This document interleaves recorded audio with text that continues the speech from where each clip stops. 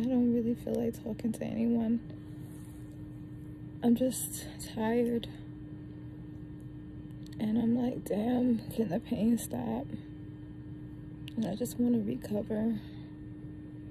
And I hope that I recover from my birthday. Because this sucks. Yeah, I'm ball in a life, man. Yo, is it? Are you kidding me? Ghost. Yeah. Hi, my name is Joyelle Zealous. I'm from Jamaica, Queens, New York. My nationality is Guyanese. I'm a teacher, a writer, an author, and a dancer, and today I will be bringing awareness to fibroids. So a lot of people may or may not know what fibroids are. Fibroids are non-cancerous tumors that live in your uterus. Black women are 2 to 3 times most likely to actually have fibroids, and the cause of this is really unknown. There is no cure at this time. I've been dealing with fibroids for about 12 to 13 years. The first time I realized or I was told that I had fibroids, I was actually pregnant getting an ultrasound. At the time, the nurse looked at the screen and was like, oh, you're having triplets, and then ran to go get the doctor, and the doctor came back and carefully looked at the screen and said, wait a minute, these are not triplets, that's a baby, and these two things right here are fibroids. And the pregnancy actually was very high risk. I went through triage in the hospital numerous of times, starting from as early as 4 weeks. I was having contractions and about to give birth to a baby that wasn't really even fully formed, and I had to be on bed rest for my entire pregnancy so it can go to full term. Every year I always followed up on the fibroids. I wanted to see if what I was doing by exercising or just trying to eat differently, will it decrease? Throughout the years, it multiplied. One thing that I will say that a lot of people have tried to do is discourage me from getting the surgery. I have heard things of, oh, you can do it naturally, and oh, why are you doing this? All these doctors don't know what they're talking about. And one thing I will say is, for my health and my safety, this was the best choice for me, because with having fibroids, they can be anywhere in your uterus, and it depends on the number that you have. When I first went in for my ultrasound, I was told that I had 18, but when I actually came out of surgery, my doctor have removed 32. So I had 32 fibroids living inside of me. My stomach was very protruding. My doctor said I was carrying as if I was 6 months pregnant. I actually, like the last couple of months prior to me having the surgery, I was wearing a size extra large in sweaters and shirts, just trying to hide like my stomach area because it was just protruding that big. Symptoms. What kind of symptoms did I have? I experienced heavy cycles, like extremely heavy cycles. There would be times where I was at work and I would wear biker shorts underneath my jeans, and I would have, listen, we're talking about fibroids, so I have to be a little graphic. I would have a Super Plus tampon, and I would have like a overnight pad on, and I would still be bleeding through my clothes, even though I'm changing once an hour. So heavy bleeding, a lot of pain. My periods always, or my cycles always felt like I was giving birth. For 12 years, I experienced contractions. I also have had extreme fatigue, like being very tired. I take the train as my form of transportation because I live in New York City. Even to be on the train, it was really difficult for me to stand. I would often sit and fall asleep. And I remember the times where when I used to drive, me even drifting to sleep with driving. So heavy fatigue, it also affects your mood, just being really down, and mood swings at times. Um, so those are some of the symptoms that I experienced with fibroids. What I used to do is always ask my doctor for an ultrasound, and believe it or not, it was a fight to even get an ultrasound. The doctors will always ask me why, and I'm like, well, I have fibroids and I just want to see like what the sizes are or where they're located. Like, I'm checking on them. And make sure that you're checking on them all the time, because you never know. They may go away, or they may get larger, or in my case, they got larger and multiplied. People ask me, why did I wait so long? I actually was really afraid to go through with the surgery. I was afraid for so many reasons.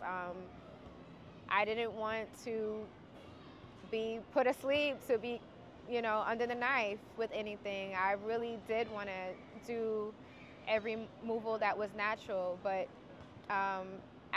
after experiencing the symptoms so heavily for so many years, I just was ready to put my best foot forward and go through with the surgery, and I'm so glad that I did. The days before my surgery, I was really, really nervous. I was scared. I didn't know what to really expect.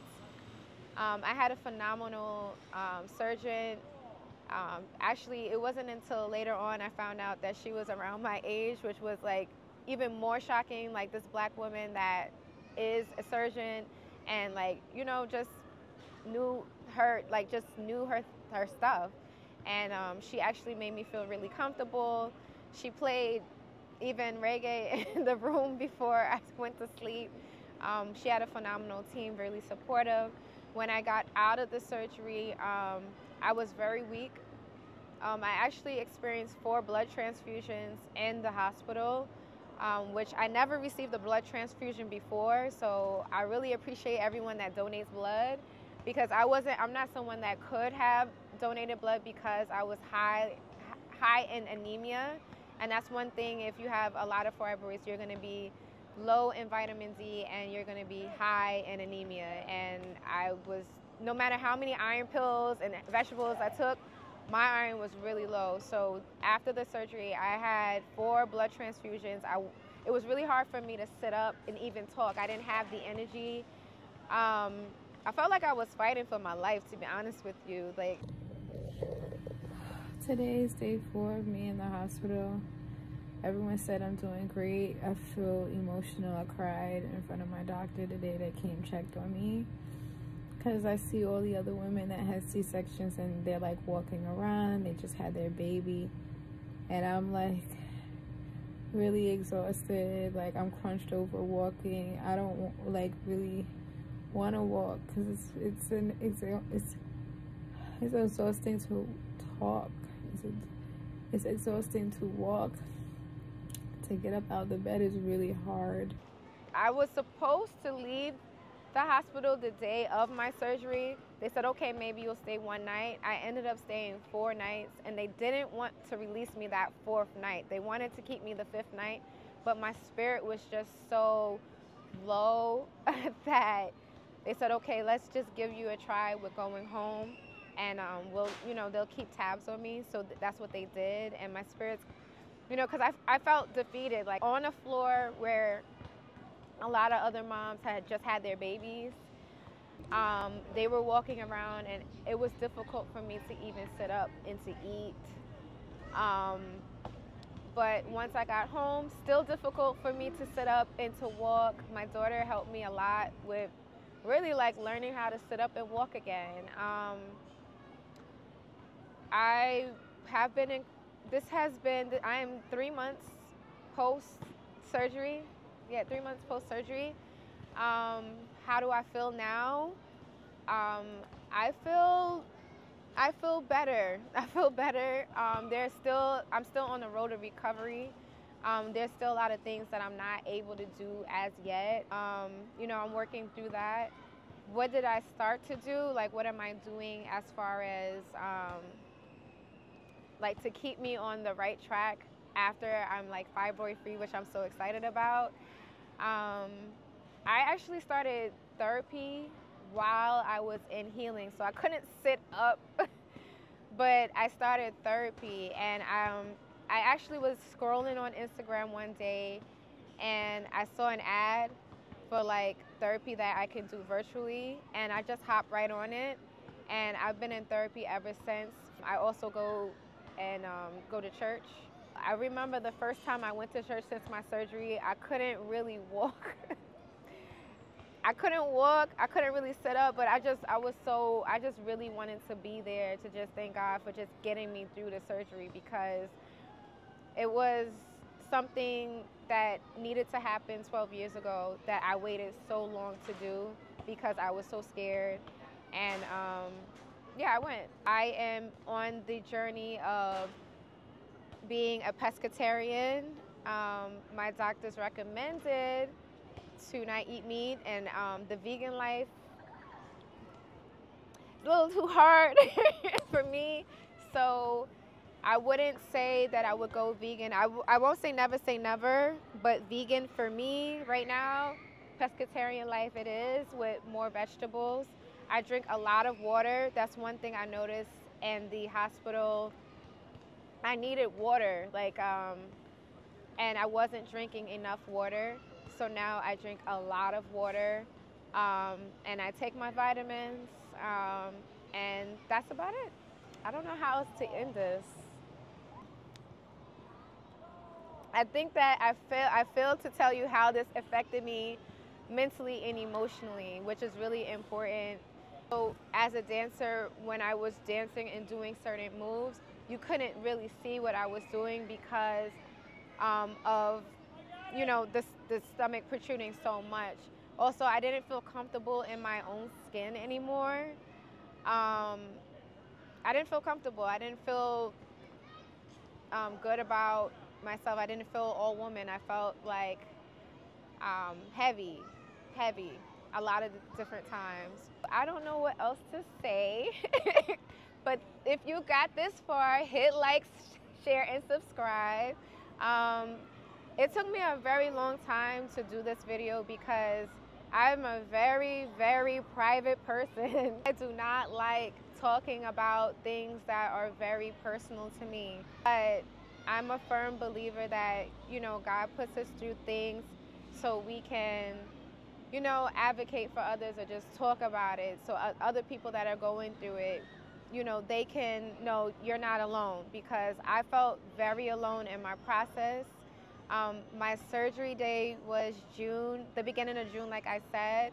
My birthday is June 16th, so my birthday was not an exciting one. I couldn't really do much. I did make up for it. I did make up for it once I was able to start walking. But again, if you know anyone that is going through fibroids, just let them watch the video. Be there for them. Don't like desert them, because it's like really hard to say. All right. I'm fibroid free. Free indeed.